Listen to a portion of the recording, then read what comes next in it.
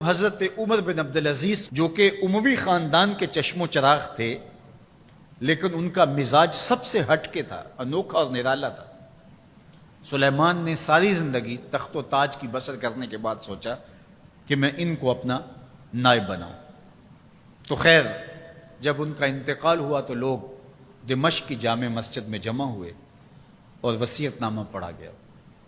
تو حضرت عمر بن عبدالعزیز کھڑے ہوئے، فرمایا لوگوں، نہ تو میری منشا تھی کہ مجھے خلیفہ بنایا جائے اور نہ مجھے اس بات کا علم تھا، یہ میری منشا اور آپ لوگوں کی مشاورت کے بغیر کیا گیا ہے، میں اس سے دستبردار ہوتا ہوں، آپ جس کو چاہیں اپنا خلیفہ مقرر کر لیں۔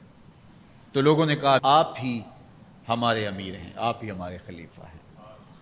تو آپ نے فرمایا کہ جب تک اللہ کی اطاعت کرتا رہوں تب تک تمہارا خلیفہ رہوں گا۔ اور پھر آپ نے حکم نامہ جاری کیا کہ میری جتنی جائیداد ہے ساری بیت المال میں جمع کروائی جائے گی، اور جتنے بھی اموی شہزادے تھے ان کی جائیدادیں جو لوگوں کے ضبط کی ہوئی تھی سب کو بھگ کے سرکار ضبط کرنے کا حکم نامہ جاری کیا۔ مسجد سے باہر نکلے تو آپ کے لیے شاہی سواری لائے گی، فرمایا میرا خچر کافی ہے میرے لیے۔ گھر پہنچے تو اپنی بیوی فاطمہ بنت عبد الملک سے کہا، جو بادشاہ کی بیٹی ہے، بادشاہ کی پوتی ہے اور 4 بادشاہوں کی بہن ہے، ناز و نعم میں پلی ہوئی ہے، کہا اگر میرے ساتھ تم رہنا چاہو تو تمہیں اپنے سارے زیورات، زر و جواہر، سارا مال بیت المال میں جمع کروانا ہوگا اور فقیرانہ زندگی بسر کرنا ہوگی۔ اب اس پاک باز خاتون نے کہا کہ میں اس کے لیے تیار ہوں، میں فقیری کی زندگی کو ترجیح دیتی ہوں۔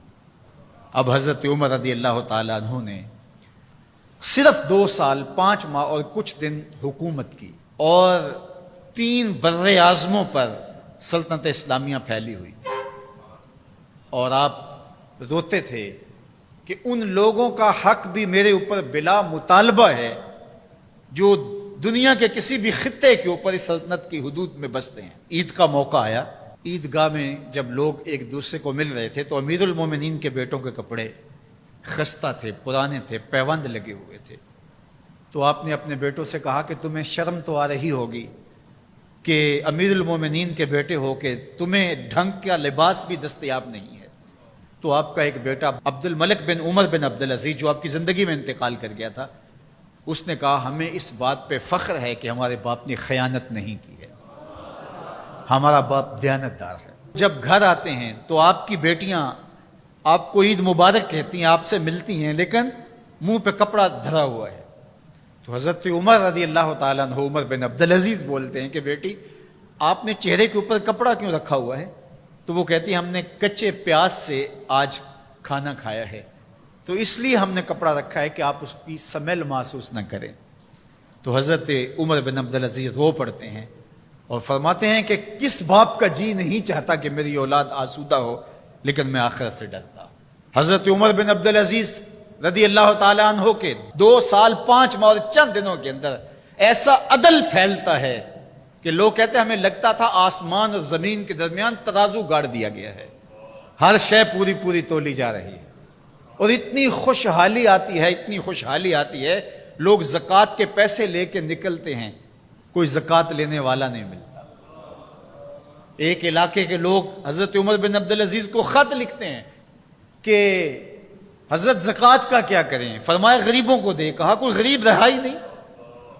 تو کہا کہ اچھا آپ اس طرح کریں کہ جن کی شادیاں نہیں ہوئی ان کا مہر ادا کر کے شادیاں کروا دیں۔ تو وہ جواب میں لکھتا ہے یہ بھی ہو چکا۔